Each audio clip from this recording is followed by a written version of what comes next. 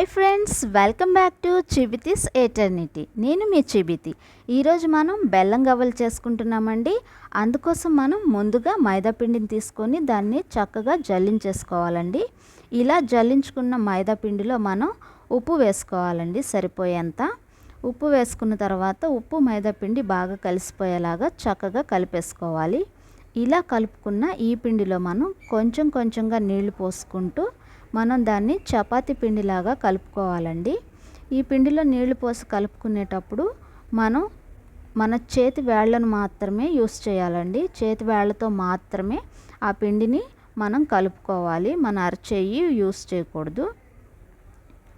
అలా యూస్ చేస్తే పిండి మనకి ముందుగానే గట్టిగా అయిపోతుంది. సో అందుకని చెప్పేసి మనం మన చేతి వేళ్ళను ఉపయోగిస్తూ ఆ పిండి అంతా కూడా చక్కగా చపాతీ పిండిలాగా రెడీ చేసుకోవాలండి.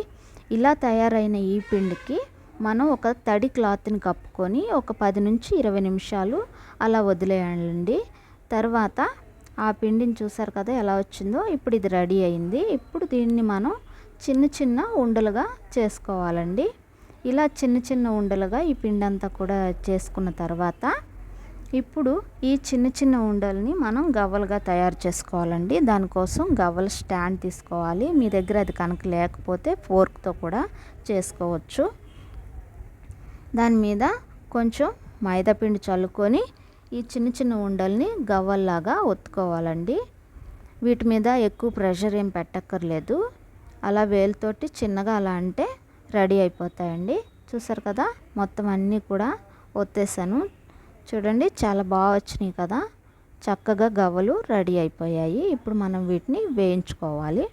దానికోసం మనం స్టవ్ వెలిగించి హై ఫ్లేమ్ పెట్టి బాండీ పెట్టుకొని దాని మీద ఆయిల్ పోయాలండి. ఆయిల్ బాగా హీట్ అయిన తర్వాత అందులో మనం ఈ రెడీ పెట్టుకున్న గవ్వల్ని కొద్ది కొద్దిగా తీసుకొని అందులో వేసుకోవాలండి.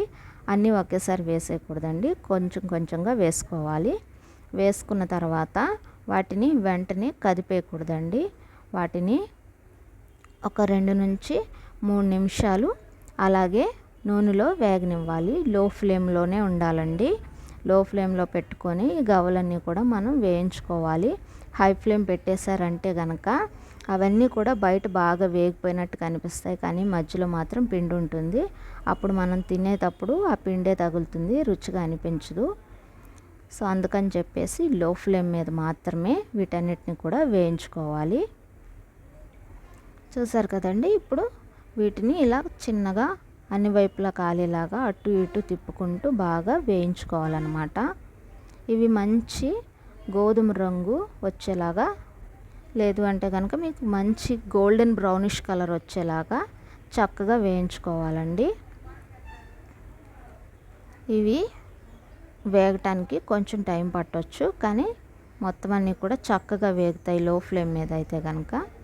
చూసారు కదా, రెడీ అయిపోయినాయి, ఆల్మోస్ట్ రెడీ అయిపోయినాయండి. ఇంకొంచెం సేపు కనుక మనం ఇలాగే నూనెలో వేయించామంటే కనుక మంచి కలర్ వచ్చేస్తుంది. అలాగే బయట లోపల 2 వైపులా కూడా మనకి చక్కగా వేగుతాయి అన్నమాట. అప్పుడు మనం తినేటప్పుడు బాగా కరకరలాడుతూ ఉంటాయి.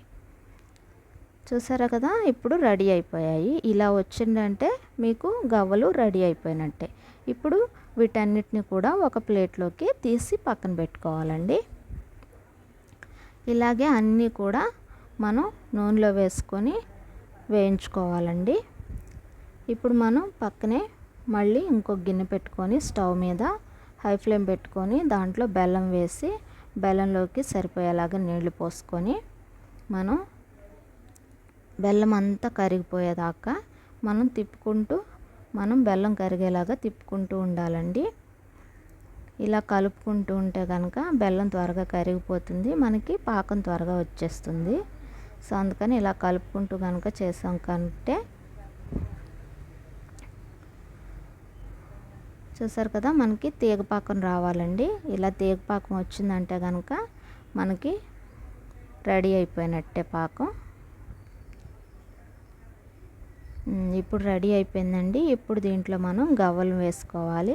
గవ్వలను వేసుకొని బాగా కలుపుకుంటూ పాకం అంతా కూడా గవ్వలకు పట్టేలాగా బాగా కలుపుకుంటూ మనం వీటిని ఒక 2 నుంచి 3 నిమిషాలు అలాగే పాకంలో ఉంచి తర్వాత తీసేసుకోవాలండి. ఇలాగే మనం తయారు చేసుకున్న గవ్వలన్నీ కూడా పాకంలో వేసి చక్కగా కలిపేసుకుంటూ ఒక 2-3 నిమిషాలు అలాగే పాకంలో ఉంచి మొత్తం అన్నీ కూడా తీసేసుకోవాలి. అప్పుడు మనకి రుచిగా మంచిగా క్రిస్పీగా ఉండే గవ్వలు రెడీ అయిపోతాయి. చూసారు కదా. బాయ్.